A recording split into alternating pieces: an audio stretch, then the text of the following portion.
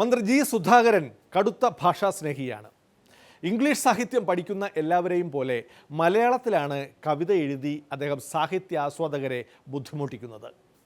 മലയാള ഗ്രന്ഥാലയത്തെ വരെ നാം central library എന്ന് വിളിച്ച് മലയാളത്തെ അപമാനിക്കുന്നതിനെതിരെയാണ് ജി സുധാകരൻ്റെ രോഷം.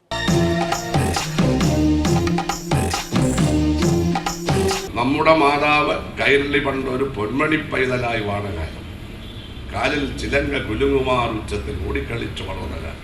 കേട്ടിട്ടില്ലേ? ഈരായിട്ട് സംസാരത്തിൽ ഭയങ്കര വ്യാകരണമല്ലേ? അതെന്റെ ശിഷ്യനായിട്ടുള്ള സംസർഗത്തിൽ ലഭിച്ചതാ. അവന് മലയാളത്തിലൊക്കെ ഭയങ്കര പിടിപാടല്ലേ. പിന്നെ ഈ സംസാരത്തിലുള്ള സംസ്കാരം വില കൊടുത്ത കിട്ടില്ല. ലൈബ്രറി കൗൺസിൽ എന്താ ഗ്രന്ഥശാല ഇതിനെടുത്ത് കളഞ്ഞ നല്ല പേരതല്ലേ? ഗ്രന്ഥശാലകളുടെ സംഘം പാടില്ല. കൗൺസിൽ അത് നമ്മൾ കൂടി കുത്തിയിരിക്കുന്നത് കാര്യത്തിൽ ഒരു കൗൺസിലായിരിക്കാൻ സംഘമാകുമ്പം നമ്മുടെ ഒരു സ്നേഹമുള്ള കൂട്ടമാണ്. കൗൺസിലിന് യാതൊരു സ്നേഹം ഉണ്ടാവില്ല.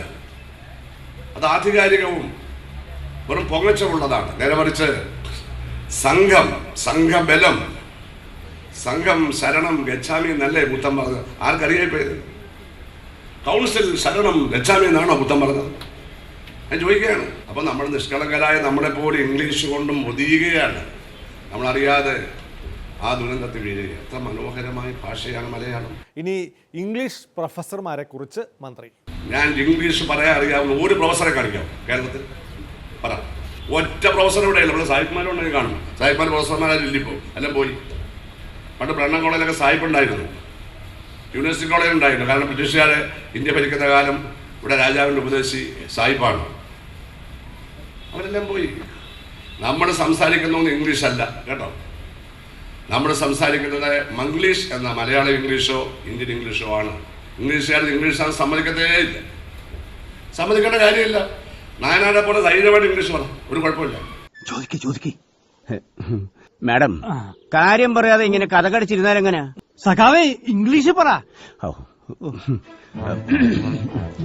Miss madam, you have paid to that taxi of the driver.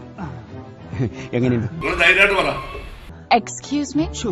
Otherwise, what will happen? You go to jail. മനസ്സിലായില്ല? I explain. ഞാൻ 5 വർഷം BA-യും MA-യും എല്ലാം ലിറ്ററേച്ചറും ലാംഗ്വേജും പഠിച്ചാണ്. എനിക്ക് ഇംഗ്ലീഷ് പറയാൻ അറിയാം. ഞാൻ പറയുന്നത് ഇംഗ്ലീഷാണെന്ന് ആരും ധരിക്കരുത്. എനിക്ക് അഭിമാനമുണ്ട്. ഞാൻ ഇംഗ്ലീഷ് BA-ക്കും MA-ക്കും പഠിച്ചപ്പോൾ എനിക്ക് മലയാളത്തിന്റെ മഹത്വം കൂടുതൽ മനസ്സിലായത് പഠിച്ചതുകൊണ്ടാണ്. അതുകൊണ്ട് ഇംഗ്ലീഷ് പഠിക്കണമെന്ന് ഞാൻ പറയത്തില്ല. പക്ഷെ ഇംഗ്ലീഷ് പഠിച്ച് മലയാളത്തെ ചീത്ത പറയുന്നവർക്ക് ഇംഗ്ലീഷും അറിയാൻ പാടില്ല, മലയാളം അറിയാൻ പാടില്ല. എന്റെ പൊന്നെ, ഞാനിതൊന്നു പറഞ്ഞു തീർത്തോട്ടെ. Will powerful. ഫ്ലോയും പോയി. നിയമസഭയിൽ പോലും ഇംഗ്ലീഷ് പുറത്തെടുക്കുന്ന സഹപ്രവർത്തകരെ കുറിച്ച് സംസാരിക്കുന്നത്. നിയമസഭയിൽ പോലും കൂടി ഇംഗ്ലീഷ് പറയുക, അങ്ങനെ ഇംഗ്ലീഷ് അടിക്കുകയാണെങ്കിൽ ഞങ്ങളിപ്പോൾ പരമപുച്ഛമാണ്. ആര് പറഞ്ഞാൽ നിങ്ങൾക്ക് സംസാരിക്കാൻ അറിയാൻ പാടില്ല, മലയാളം വാക്ക് അറിയാത്തതുകൊണ്ട് ഇടയ്ക്ക് ഇംഗ്ലീഷ് പറയാനോ ഇംഗ്ലീഷ് വാക്കുകൾ.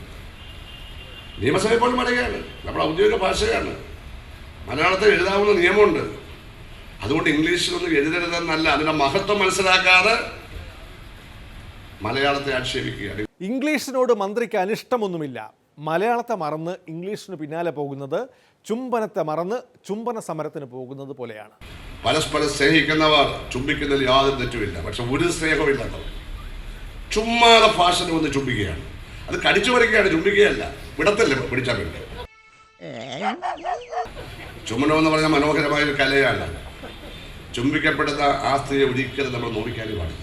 അത് സ്നേഹമാണ്. അധിക സമയം നീണ്ടു നിൽക്കത്തില്ല. നീണ്ടു നിൽക്കുന്ന ദുരുദ്ദേശമാണ് അത്. അപ്പം പെൺകുട്ടി വിചാരിച്ചോളം ദുരുദ്ദേശമാണ്. അത് സ്നേഹം. പിന്നെ ഭാര്യയായി കഴിഞ്ഞാൽ എത്ര മണിക്കൂർ വേണം ചുംബിച്ചു ആര് ചോദിക്കാൻ? നമ്മൾ കാണുന്നില്ലല്ലോ. അത് നിങ്ങളുടെ ഇഷ്ടം. 1 മണിക്കൂർ ചുംബിക്കുന്നത് നല്ലതാണ്. കാരണം അതുകൊണ്ട്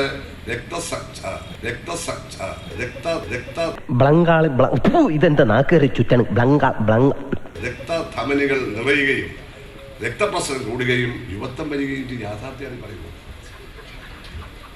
അതുകൊണ്ട് ഇംഗ്ലീഷുകാർ കിസ്സിംഗ് തെറാപ്പി ഉണ്ട്.